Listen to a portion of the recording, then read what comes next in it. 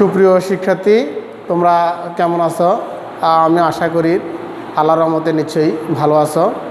ভালো থাকো, সুস্থ থাকো, এটাই কামনা করি। তো আজকে তোমাদের জন্য আমি আরেকটি ক্লাস নিয়ে আসছি। তোমরা জানো আমি বেশ কয়েকদিন ধরেই এই ন্যারেশন সম্পর্কে আলোচনা করে আসতেছি। আসলে এটা একটু লম্বা একটি চ্যাপ্টার, যে কারণে আসলে একটু সময় বেশি লাগতেছে। তো আমরা আসলে এটা যেভাবে হোক সময় বেশি লাগলেও আমাদেরকে এটা শেষ করতে হবে। তো আজকে আমি এই ৫ম নম্বর ক্লাসটা নিয়ে আসছি। আজকে আমরা যে জিনিসটা করব সেটা হচ্ছে লেটস বা লেটাস। এই লেটাসকে সংক্ষিপ্ত রূপে লেটস লেখা হয়। লেটস বা লেটাসযুক্ত ইম্পারেটিভ সেন্টেন্সের ডিরেক্ট নারেশনকে কীভাবে ইনডিরেক্ট করতে হয় সে সম্পর্কে আজকে আমরা আলোচনা করব। তো চলো শিক্ষার্থীবৃন্দ, আমরা আজকে এর কিছু এই নিয়ম শিখে নেই, তারপরে আমরা এটার এক্সাম্পলে যাব। নাম্বার 1,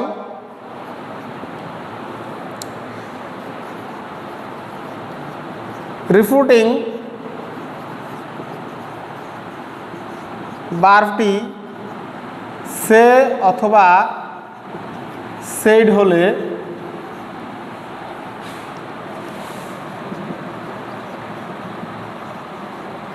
ইনডিরেক্টে তা প্রপোজ অথবা প্রপোজড হবে। তবে এক্ষেত্রে প্রপোজের পরিবর্তে সাজেস্ট আর প্রপোজডের পরিবর্তে সাজেস্টেড লেখাও যায়। আমি এর মধ্যে আরও একটি দিচ্ছি।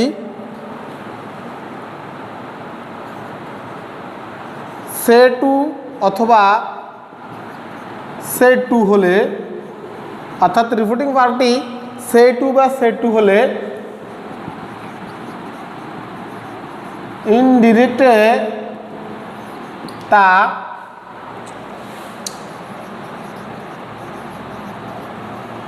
প্রপোজ টু অথবা প্রপোজ টু হবে। নাম্বার 2, কমা এবং ইনভার্টেড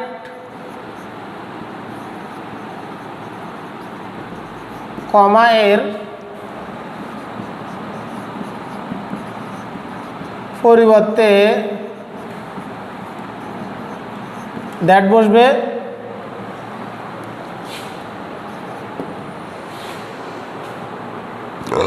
এরপর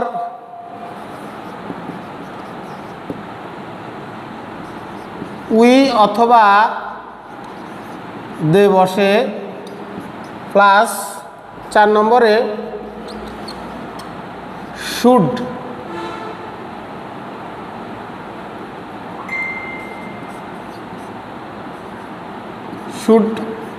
বসে, প্লাস মূল ভার্ব থেকে শেষ পর্যন্ত বসে।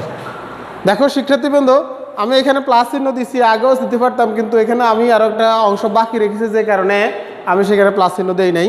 রিফুটিং ভার্বের আগে কিন্তু রিফুটিং স্পিচটা, অর্থাৎ রিফুটিং স্পিচের সাবজেক্ট আছে। এখানে সাবজেক্টের পরে ভার্বের পরে আছে, যদি অবজেক্ট থাকে অবজেক্টে বসবে, এরপরে কমা এবং ইনভার্ট করার পরিবর্তে দ্যাট বসবে। এরপরে আসবো উই অথবা দে। রিপোর্টেড স্পিচের শুরুতে সাবজেক্ট হিসেবে উই অথবা দে আসবে, এরপরে শুড আসবে, এরপরে মূল থেকে শেষ পর্যন্ত, অর্থাৎ টোটাল সেন্টেন্সটা এখানেই শেষ। অর্থাৎ ডিরেক্ট নারেশন থেকে ইনডিরেক্ট নারেশন করার ক্ষেত্রে এই টোটাল সিস্টেমটা ফলো করলে আমাদের বিষয়টা একদম সহজ। আর এখানে ভার্বের কোনো পরিবর্তন হবে না, টেন্সের কোনো পরিবর্তন নাই। আমি আগে বলেছি ইম্পারেটিভ সেন্টেন্সের টেন্সের কোনো পরিবর্তন নাই। তো তাহলে আমরা এখন আসি, আমরা কিছু এক্সাম্পল দেই, এক্সাম্পলের মাধ্যমে আমরা বিষয়টা একটু ক্লিয়ার হই।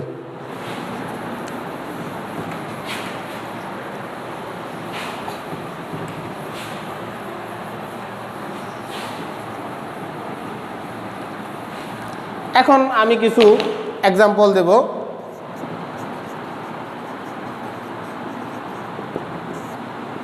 Number 1, he said to me, let's go for a while. চলো আমরা কিছুক্ষণের জন্য let's walk for a while. চলো আমরা কিছুক্ষণের জন্য হেঁটে আসি। এই যে এই কথাটা, তাহলে আমরা কি লিখতে পারি? আমাদের যে আগের যে রুলস বা যে নিয়মগুলো, সেই নিয়ম অনুযায়ী আমরা লিখতে পারি কি, যে প্রথমে সাবজেক্ট হি, সেড টুর পরিবর্তে আমরা লিখব propose to to, proposed to. এরপর অবজেক্ট আছে me, he propose to me, comma এবং ইনভার্টার কমার পরিবর্তে দ্যাট লিখলাম দ্যাট। তো he propose to me that. তাহলে এরপরে আসবে কি, সাবজেক্ট হিসেবে এখানে উই অথবা দে আসবে। তাহলে এখানে উই লিখি, হি propose to me that we, অথবা দে, যেটাই লিখি আমি এখানে উই লিখলাম। এরপরে আসছে শুড, তাহলে we should walk for a while, we should walk for a while. এই হচ্ছে আমাদের নিয়ম অনুযায়ী। আমি এর আগে যে নিয়মগুলো লিখেছিলাম সেই নিয়ম অনুযায়ী আমি এটা এখানে শেষ করলাম। তাহলে হি propose to me that we should walk for a while. আমি আরেকটু উদাহরণ দিচ্ছি এখানে।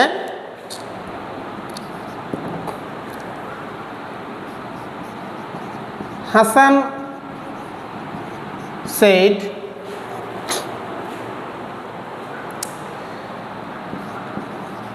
let us do the work.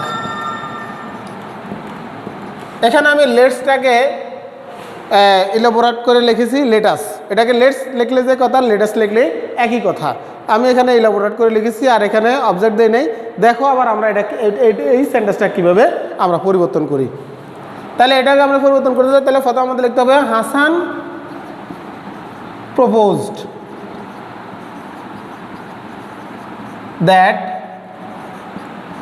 এখানে সহায়তা শুরুতে, রিপোর্টিং স্পেস শুরুতে আমরা উই অথবা দে লিখবো।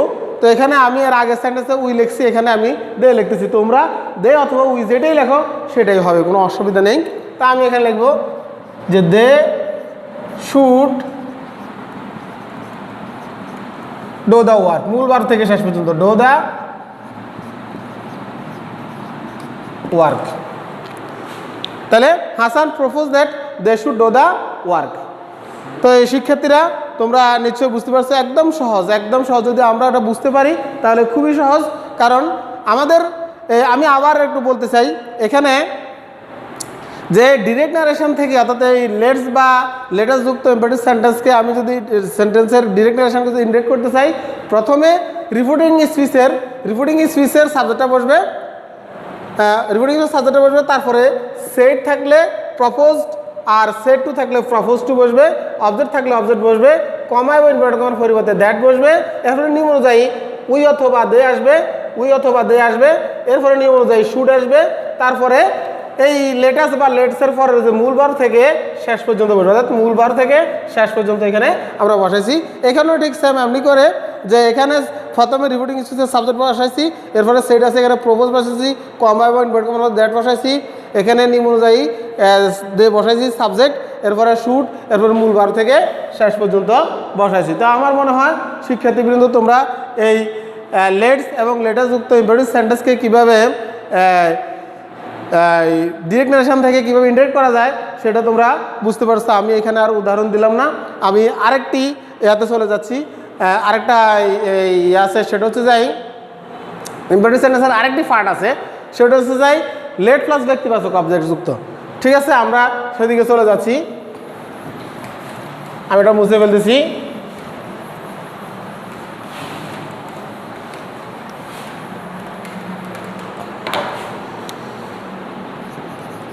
লেট প্লাস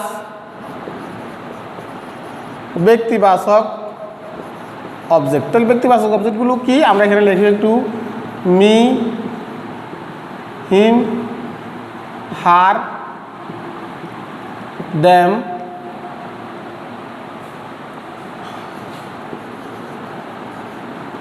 রহিম ইট ইত্যাদি যুক্ত ইম্পারেটিভ সেন্টেন্স।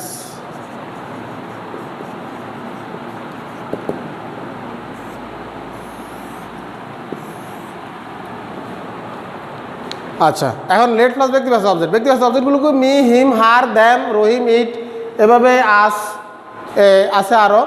তো এগুলো আর কি আমাদের ব্যক্তিবাচক অবজেক্ট। এই ব্যক্তিবাচক অবজেক্টযুক্ত ইম্পারেটিভ সেন্টেন্সকে কীভাবে, ইম্পারেটিভ সেন্টেন্সের ডিরেক্ট নারেশনকে কীভাবে ইনডিরেক্ট করতে হয় সে তার কয়েকটা নিয়ম আগে আমরা লিখে নিই।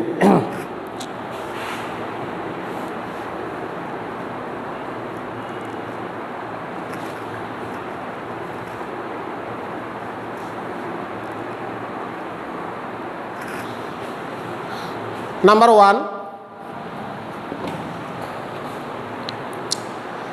ওয়ান হচ্ছে এখানে সে অথবা সেট থাকলে তা হবে উইশ, টেল অথবা রিকোয়েস্ট। অর্থাৎ আমি এখানে প্রেজেন্ট ফর্মে লিখছি, এখানে সে এবং সে দুটোই লিখছি, কিন্তু এখানে প্রেজেন্ট ফর্মে লিখছি। তাহলে কী হবে, সে অথবা সেট থাকলে উইশ, টেল, রিকোয়েস্ট, অথবা সেটদের ক্ষেত্রে হবে উইশড, টোল্ড, রিকোয়েস্টেড, এটা হবে। তো এখানে আমি সংক্ষেপে লিখতেছি, আর আমরা সাধারণত উইশটাই বেশি ব্যবহার করি। টেল বা টোল্ড ব্যবহার করলে কোনো অসুবিধা নেই, রিকোয়েস্টেড ব্যবহার করলে কোনো অসুবিধা নাই। তো আমাদের এই সেন্টেন্সে বেশিরভাগ উইশ এবং রিকোয়েস্ট এই দুটো ব্যবহৃত হয়। আবার অনেক সময় অনেকে প্রেও ব্যবহার করে, এটাও ব্যবহার করা যেতে পারে, প্রে। তাহলে এটা বুঝতে পারলে এরপরে নাম্বার 2, কমা এবং ইনভার্টেড কমা এর পরিবর্তে দ্যাট বসে।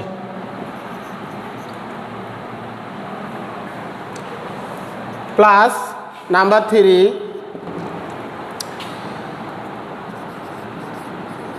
ব্যক্তিবাচক অবজেক্টটি সাবজেক্ট হয়। প্লাস নাম্বার 4, মাইট অথবা মাইট বি অ্যালোড টু বসে। প্লাস মূল ভার্ব থেকে শেষ পর্যন্ত বসে। অর্থাৎ এখানে আমি শুধু যে রিপোর্টিং স্পিচের সাবজেক্টের সম্পর্কে বলি নাই, বাকি সবই লিখছি, সাবজেক্ট অবজেক্ট সম্পর্কে বলি নাই। তো মূলত বিষয়টা হলো এরকম যে এই লেট প্লাস ব্যক্তিবাচক অবজেক্ট অর্থাৎ মি, হিম, হার, দ্যাম, রহিম, ইট ইত্যাদি যুক্ত ইম্পারেটিভ সেন্টেন্সের ডিরেক্ট নারেশনকে ইনডিরেক্ট নারেশন করার সময় প্রথমে রিপোর্টিং স্পিচের সাবজেক্টটা বসে, তারপরে যেমন ভার্ব সে অথবা সেট থাকলে তাদের পরিবর্তে উইশ, টেল, রিকোয়েস্ট অথবা প্রে বসে, তার অবজেক্ট থাকলে অবজেক্ট বসে, এবং কমা এবং ইনভার্টেড কমার পরিবর্তে দ্যাট বসে। তার রিপোর্টিং স্পিচের শুরুতে ব্যক্তিবাচক অবজেক্টটি সাবজেক্ট হয়। প্লাস মাইট অথবা মাইট বি অ্যালোড টু। আমি যদি মাইট বসাই তাহলে এটা বসানো লাগবে না, আর যদি মাইট বি অ্যালোড টু বসাই তাহলে এটা বসানো লাগবে না। এরপরে আসে আমার মূল ভার্ব থেকে শেষ পর্যন্ত বসে। এটি হচ্ছে যাই আমার এই মূল যে নিয়ম সেটা। তো আমরা এরপরে চলে যাচ্ছি পরবর্তী এক্সাম্পলে। আমরা কয়েকটা এক্সাম্পলের মাধ্যমে বিষয়টা আর একটু পরিষ্কার করে নেই। আমি এগুলো মুছে ফেলতেছি।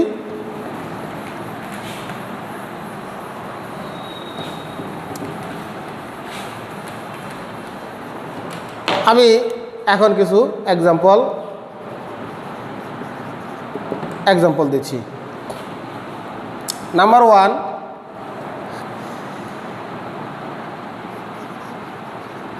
Russell said to me, let him do the work। অর্থাৎ রাসেল আমাকে বললো তাকে কাজটি করতে দিন, অনুমতি চাওয়া। তাহলে কি হচ্ছে, তাহলে কি হবে যে রাসেল wished me that, তাহলে কি হবে, এ ব্যক্তি সাবজেক্ট হয়ে যাবে হি মাইট ডু দ্য ওয়ার্ক। শিক্ষার্থী বন্ধুরা তোমরা দেখো আমি আগে যে রুলসগুলো লিখছি সেখানে প্রথমে রিপিটিং সাবজেক্টটা বসাইছি, এরপরে সেট টু উইস্ট বসাইছি, যেহেতু ফার্স্ট ফর্ম এখানে ফার্স্ট ফর্ম লিখছি উইস্ট, অবজেক্টটা বসাইছি, কমা এবং ইনভার্টেড কমার পরে দ্যাট বসাইছি, এরপরে ব্যক্তি বা সাবজেক্ট, এরপরে মাইট বি অ্যালাউড টু না বসাই মাইট বসাইছি, এরপরে মূল ভার্ব থেকে শেষ পর্যন্ত ডু দ্য ওয়ার্ক। তাহলে শিক্ষার্থী বন্ধুরা তোমরা নিশ্চয়ই বুঝতে পারছো যে কীভাবে পরিবর্তনগুলো হচ্ছে, এবং আমার যে আগে যে রুলসগুলো দেওয়া যে নিয়মগুলো আমি দিয়েছি সেই নিয়মের আলোকেই কিন্তু আমি আমার সেন্টেন্সটা করতেছি। যে কারণে তোমরা যখন আগে আমার নিয়মগুলো রুলসগুলো দেখবে সেগুলো এটা তোমাদের জন্য খুব সহজ হয়ে যাবে। তো আমি আরেকটা উদাহরণ দিয়ে এটা আজকে শেষ করব। আমার আরেকটা উদাহরণ হচ্ছে যাই, যেমন কামাল said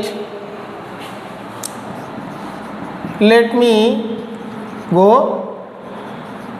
now, আমাকে এখন যেতে দিন। তাহলে কি হবে, কামাল, আমি যদি এখানে রিকোয়েস্টেডও দিই তাও তো কোনো সমস্যা নেই, তাহলে আমি দেই কামাল রিকোয়েস্টেড দ্যাট, তাহলে মিটাকে মিটেছে কামাল, তার মানে যে হি might be allowed to go then, নাও থাকলে দেন হয়ে যায়, সেটা তোমরা জানো। তাহলে Kamal requested that he might be allowed to go then. আচ্ছা, এখানে আমি মাইটের পরিবর্তে মাইট বি অ্যালাউড টু বসাইছি, তোমরা মাইট বি অ্যালাউড টু বসাতে পারো, আবার মাইটও বসাতে পারো। আর এখানে আমি রিকোয়েস্টেড লিখছি, তোমরা সেখানে উইস্ট বসাইলেও কোনো সমস্যা নেই, প্রেড বসাইলেও কোনো সমস্যা নেই, এবং টোল্ড বসাইলেও কোনো সমস্যা নাই। ঠিক আছে, তো শিক্ষার্থীরা তোমরা নিশ্চয়ই বুঝতে পারছো আমি কি বলতে চাইছি। তোমাদেরকে যত সহজে তোমরা সেটা বুঝতে পারো সেই উপায়টাই আমি অবলম্বন করি সবসময়, তোমরা জানো। এবং আমি এরপরও আমি বলবো যদি আমার এগুলো তোমরা বুঝতে না পারো তো আমাকে ফোন করবে, আমার মোবাইল নাম্বার তোমাদের জানা আছে, আমাকে ফোন করবে, যে আমাকে ফোন করে বিষয়টা যদি আরও সহজভাবে জানতে চাও আমি আরও সহজভাবে বলে তোমাদেরকে বুঝাবো। তো আজকে আমরা ইম্পারেটিভ সেন্টেন্সটা শেষ করলাম, এরপর আমাদের অবজেক্টিভ সেন্টেন্স এক্সক্লেমেটিভ সেন্টেন্স আছে, সেটাও আমরা পরবর্তীতে ক্লাসে শেষ করব। তো এই কামনায় তোমরা বাড়িতে নিয়মিত পড়াশোনা করবে। সামনে তোমাদের আসলে পরীক্ষা, বার্ষিক পরীক্ষা হবে হয়তো, আশা করি হবে, এবং যারা দশম শ্রেণীতে আছে তাদেরও পরীক্ষা হবে। তোমাদের যেহেতু করোনা মহামারী কিছুটা আস্তে আস্তে কমে আসতেছে, তো আশা করা যাচ্ছে তোমাদের পরীক্ষা সব কিছুই হবে। তো তোমরা সেই হিসাবে প্রিপারেশন নিবে, সব বিষয়ে একটু ভালোভাবে প্রিপারেশন হিসেবে নিবে, বাড়িতে বসে বসে আমাদের ক্লাসগুলো দেখবে এবং নিয়মিত মন্তব্য করবে। এই কামনায় আজকের মতো এখানে শেষ করলাম। আল্লাহ হাফেজ।